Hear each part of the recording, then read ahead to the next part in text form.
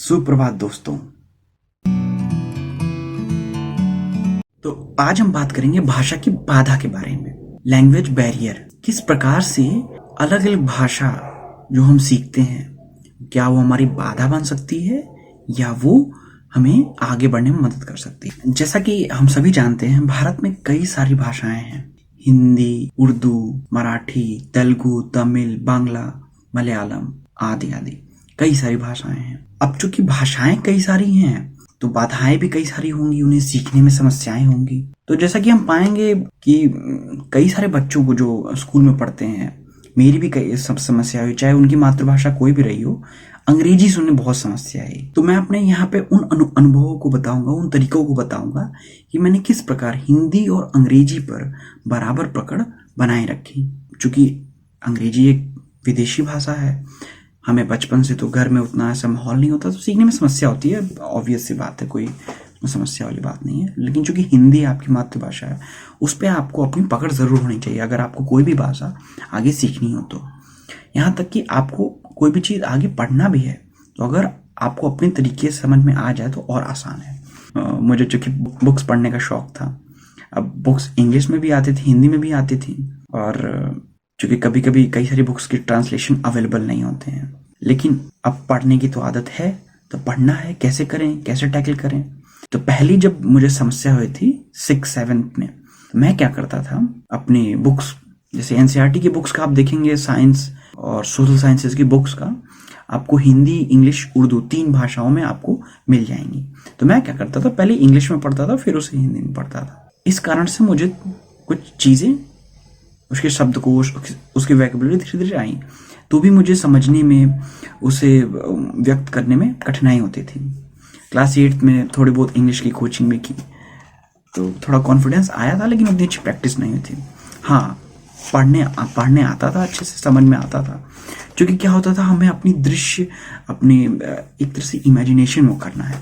तो मैं क्या करने लगा कि मतलब अगर मुझे हिंदी में बोलना है, हिंदी में कुछ करना है, तो मैं हिंदी में सोचता, और अगर इंग्लिश में कुछ करना है तो इंग्लिश में सोचता। ये मुझे आसान पड़ा। फिर मैंने जब नॉवेल्स पढ़नी शुरू की तो मैं देखता गया कि मतलब चाहे मैं हिंदी में पढूं चाहे इंग्लिश में पढूं, अगर एक बार दिमाग में कोई दृश्य बन जा रहा है तो इससे कोई फर्क नहीं पड़ता कि आप बहुत ज़्यादा मतलब एकदम मीनिंग आप देखें उसका क्या, एकदम मतलब उसके मायने क्या हैं। दृश्य से आप समझ जाएंगे कि एग्जैक्ट मतलब क्या चल रही है कहानी में। तो मेरी कहानी जैसे बहुत कठिन तो मैं नहीं पढ़ता था, कहानी सिंपल जैसे कोर्स की बुक्स हो गई इंग्लिश की, और हैरी पॉटर हो गया, एन फ्रैंक की बुक हो गई, हेलन केलर की बुक उस टाइम पे मैंने पूरी पढ़ी थी अच्छे से। तो मतलब ये चीज़ें मुझे याद रहती थी। शुरुआत मैंने यही चीज़ें की थी कॉमिक्स पढ़ने से। कॉमिक्स, चंपक हो गया, इंग्लिश में भी आती है, हिंदी में भी आती है। फ़ायदा ये होता है कि जो इसके लैंग्वेज होते हैं एकदम सिंपल लैंग्वेज होते हैं। आप जैसे बुक्स में देखेंगे तो उसमें कई सारे नए नए वर्ड्स होते हैं, बहुत टफ वर्ड्स होते हैं जो कई बार हमें समझ में नहीं आते हैं। लेकिन जैसे चंपक हो गया तो छोटे बच्चों की कहानी है, आपको दृश्य मतलब वो करने में, इमेजिन करने में कठिन नहीं होगा, तो आप उसे आसानी से समझ भी सकते हैं। तो मैंने वहाँ से कॉमिक्स, चाचा चौधरी की कॉमिक्स आती थी, हिंदी में इंग्लिश में दोनों में आती थी, वो मैं पढ़ता था। चंपक आती थी, बालहंस में कुछ कविताएं, कुछ स्टोरीज निकलती थी इंग्लिश हिंदी दोनों में, मैं वो पढ़ता था। तो वहाँ से मेरी शुरुआत हुई थी। फिर मैं क्या कहा कि मतलब चूंकि अब इंग्लिश पढ़ने आता तो था, लेकिन बोलने की भी प्रैक्टिस करनी थी। अब भाई अगर मैं पढ़ रहा हूँ कहानी तो मुझे हिंदी में, अगर मैं इंग्लिश में पढ़ रहा हूँ तो मुझे हिंदी में भी सुनाने आनी चाहिए भाई, इतना तो कम से कम आना चाहिए भाई। और मन भी होता था भाई कुछ पढ़ रहा हूँ तो दूसरों को भी ऐसा सुना सकूँ भाई, लगता है ना कि मैं ये पढ़ा हूँ तो दूसरों को जरूर एक ना एक बार सुनाऊँ। अब उधर समस्या होने लगी कि मैं कैसे उस पर करूँ, कैसे सोचूं। तब मैंने स्टार्ट किया कि बस एक कोई कहानी पढ़ता, उसको फिर अपने तरीके से हिंदी में सोचता, उसके बाद दूसरों को सुना देता। ये मेरे लिए बहुत आसान पड़ता था। उसके बाद जैसे से ये सिलसिला आगे बढ़ता गया, मैं क्या करता था, फिर शब्दों के साथ, जिस प्रकार मैं जब कहानी सुनाने लगा तो मैं छोटे छोटे अपने से शब्दों को फिर खोजने लगा डिक्शनरी में। क्या होता है कि जैसे आप कोई भी चीज़ खोजते हैं तो उन खोजते टाइम जैसे दिमाग में वो चीज़ याद आता है कि जैसे अब मैंने किसी चीज़ का मीनिंग खोजा डिक्शनरी में से। अब जैसे आपको मीनिंग खोजना है अपॉर्चुनिटी का, अपॉर्चुनिटी का आप मीनिंग खोजेंगे। अब आजकल तो गूगल है, डिक्शनरी है, ऑनलाइन डिक्शनरी है, आप सिंपली ऐसे खोज सकते हैं। लेकिन जब आप हार्ड कॉपी डिक्शनरी की पढ़ते हैं और उसे खोजते हैं पढ़ने की, अपॉर्चुनिटी हो गया, शब्द word by word, letter by letter आप जब खोजते हैं तो दिमाग में एक मेमोरी आती है कि हाँ मैंने इस टाइम पे पढ़ा था, यहाँ पे पढ़ा था, इस जगह पे मैंने उसे खोजा था। तो अपॉर्चुनिटी की मीनिंग ये होगी, संभावना होगी। तो इस प्रकार से दृश्य, छोटे छोटे दृश्यों में, छोटे छोटे पार्ट्स में मैं फिर शब्दों से डिक्शनरी से खोजता था और मतलब एज ए वर्ड गेम फिर मैं उसे याद करता था और फिर धीरे धीरे उसका यूज़ करने लगा। यूज़ करने से फ़ायदा ये होता था कि मुझे जब कभी उसे पढ़ने में आता था तो मैं उसके हिसाब से मीनिंग भी खोज सकता था, उसे अपने साथ समझ सकता था। मतलब अगर मैं इंग्लिश में पढ़ रहा हूँ तो इंग्लिश में ही समझ लेता। ऐसा नहीं कि मुझे अगर इंग्लिश में पढ़ रहा हूँ तो मुझे हिंदी में भी समझना पड़े। अगर मैं हिंदी में पढ़ रहा हूँ तो मैं उसे इंग्लिश में भी समझा सकता था, ऐसा होता था।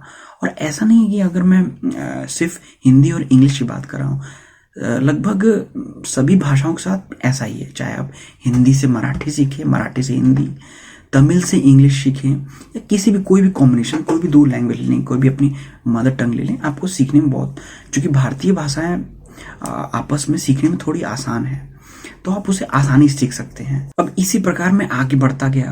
अपनी लैंग्वेज बाधा लगभग धीरे धीरे मतलब खत्म ही हो गई। मतलब बहुत ज़्यादा उतना नहीं आता था, ऐसा नहीं होता था कि मतलब एकदम निल हो गया कि मतलब अगर मुझे कोई लेटर या चिट्ठी लिखनी है तो मैं हिंदी में भी लिख सकता हूँ, इंग्लिश में लिख सकता हूँ, दोनों में लिख सकता था। तो मतलब प्रैक्टिस करता गया। अभी भी मुझे सिर्फ इंग्लिश में पढ़ना रहता है, लेकिन मैं हिंदी पे भी समान अधिकार से मैं लिख सकता हूँ। लैंग्वेज के साथ एक और समस्या ये है कि हमको हमेशा प्रैक्टिस करते रहनी चाहिए। अब अभी मैं जैसे जर्मन सीख रहा हूँ, तो अगर जर्मन मैंने 6 महीना पढ़ा, अब जैसे मैंने जर्मन पढ़ा 2 महीने और 6 महीने पढ़ना छोड़ दिया तो उसका कोई फ़ायदा नहीं होगा, मैं फिर भूल जाऊंगा। तो उसको आपको डेली प्रैक्टिस करना है, ज़्यादा नहीं, सिर्फ 10-10 मिनट आप प्रैक्टिस करिए। जैसे मैं क्या करता था, जैसे अब इंग्लिश की प्रैक्टिस करनी है तो मैं 1-2 लाइन, कुछ लाइनें अपने थॉट्स लिखता था इंग्लिश में, उसी तरह हिंदी में लिखता था। अब जब आप विचारों को व्यक्त कर सकते हैं भाषा के ज़रिए, तो जब आप खुद से मतलब जैसे आप लिख सकते हैं, तो यानी कि अपनी बातों को पन्नों पे उतार सकते हैं, यानी कि आप अपने आप से अपने मैसेज को एक तरह से अपने आप को समझा सकते हैं। यही भाषा का काम है। तो अब मैं धीरे धीरे फिर लिखने लगा, जैसे 1-2-4 लाइनें, कविता हो, थॉट्स हो गए, कुछ पोएम्स हो गए, कोई भी चीज़ें, शायरी हो गई, हिंदी इंग्लिश दोनों में मैंने फिर छोटा लिखने लगा।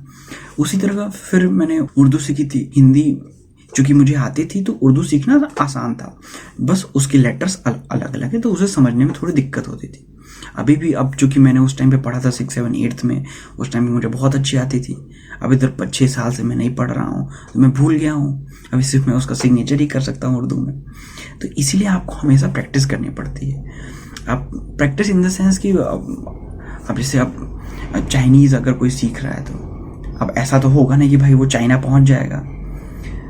आप ऐसा भी कर सकते हैं कि जैसे कि बनारस जो है, मतलब वहाँ पे फॉरेनर्स यहाँ पे बहुत ज़्यादा आते हैं। चाइनीज़ या जर्मन या फिर पॉलिश, कोई भी लैंग्वेज हो, आपको फॉरेनर्स 1-2 मिल सकते हैं, तो आप उनसे थोड़ी बहुत बातचीत कर सकते हैं।